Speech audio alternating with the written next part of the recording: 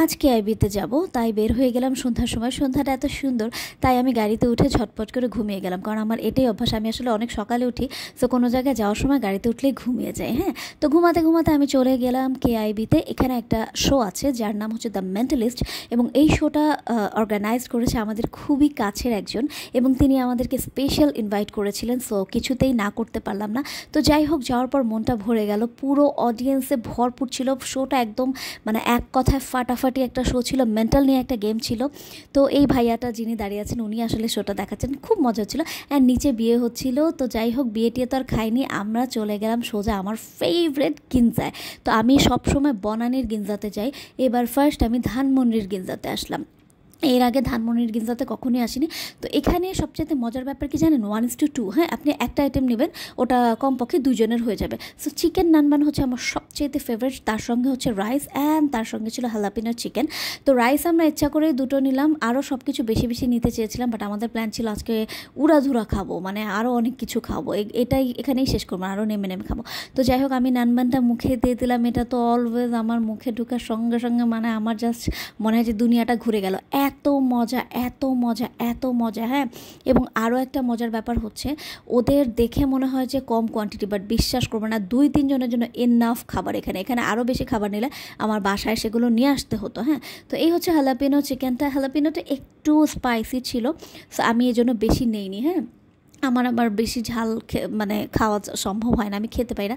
আর এই যে এখানে দেখেন, এই বোলগুলো ভরে ভরে ছিল। হ্যাঁ, তো এই জন্য আমি বলবো যে গিঞ্জা আমার এই জন্য বেশি পছন্দ, যে ওদের খাবারে সোজা কথায় কি বলবো, মানে 1:2 তো আপনি ভরপুর খেতে পারবেন। অ্যান্ড আমরা হঠাৎ করে দেখলাম সাইডে লেখা আছে কোকোনাট আইসক্রিম। তো এটা তো কিছুতেই মিস করতে পারি না। আমি কোকোনাট আইসক্রিমটা ঝটপট করে নিয়ে নিলাম। উপরে পুরোটাই গার্নিশ করা ছিল পিনাট দিয়ে। অ্যান্ড বিশ্বাস করবেন না, এটা মুখে দেওয়ার সঙ্গে সঙ্গে আমার জাস্ট মনে হয়েছে আমি থাইল্যান্ডে এসে পড়েছি। থাইল্যান্ডে যেমন একদম মানে অথেন্টিক কোকোনাট আইসক্রিমটা খেয়েছিলাম না, এটা যতই বলেন বাংলাদেশে পাওয়া সম্ভব হয় না। হ্যাঁ, বাট গিঞ্জা আসলেও সেরকমটাই করার চেষ্টা করেছে। আর এই আইসক্রিম বোলটাও না ভীষণ ডিপ, সো এখানেও কিন্তু আপনি পরিমাণ বেশি পাবেন। এই জন্যই আসলে আমার গিঞ্জা পছন্দ, বিকজ গিঞ্জাতে খাবার অনেক বেশি বেশি দেয়। ওরা দাম যেমনই রাখুক, দাম আমার মতে খুবই কম, বাট আমি বলবো খাবার খেয়ে আলহামদুলিল্লাহ অনেক ভালো লাগে, বিকজ কোয়ান্টিটি বেশি থাকে অ্যান্ড খাবার খেতেও মজা লাগে। তো এই যে আমার পুচকিটা কী সব উল্টাপাল্টা আর্ট করছে, ও আসলে বেশি ডিস্টার্ব করছিল।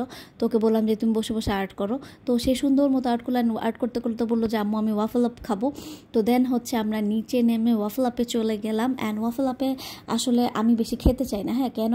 কারণ আমার অনেক ভয় লাগে, কারণ এত চকলেট এত সুইট, আমার তো মানে খাওয়ার সময় রীতিমতো গিল্টি ফিল হতে থাকে যে আল্লাহ আজকে না যেন কয় কেজি ওজন বাড়াবো।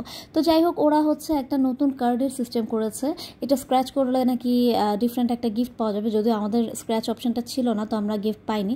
নেক্সট টাইম আমরা ট্রাই করবো। অ্যান্ড ওয়াফল আপে আসলে খুবই বেসিক একটা জিনিস নিয়েছি আমি, বিকজ একটু আগে আমি আইসক্রিম খেয়েছি।